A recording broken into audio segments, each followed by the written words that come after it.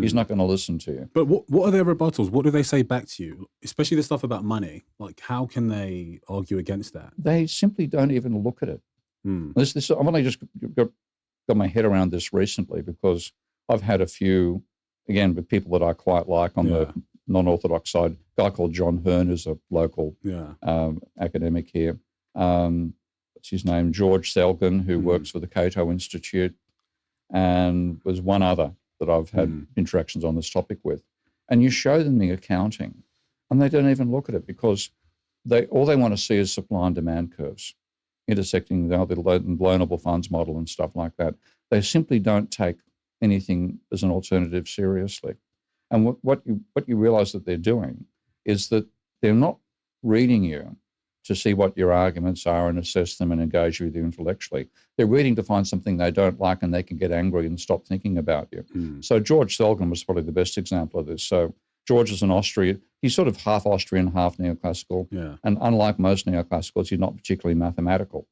So he wrote what he called was a definitive critique of the argument that banks create money, which he called it the frankly silly idea that banks don't have to borrow in order to lend. And what he did was he went through and it ruled out term deposits. Because if you put money in a term deposit, then you can't access it.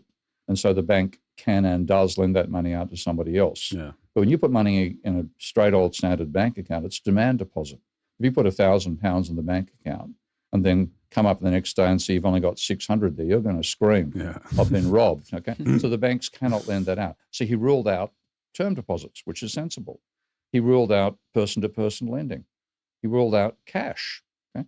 And I said, okay, this is very careful. What he's doing is eliminating extraneous issues that aren't relevant to the subject of do banks lend out deposits or not. And I wrote this list of assumptions he made, and I said, these are sensible assumptions. He got angry at one of the assumptions. He said, I didn't assume that. Keane thinks I didn't think that. Fuck you, George. I was agreeing with you.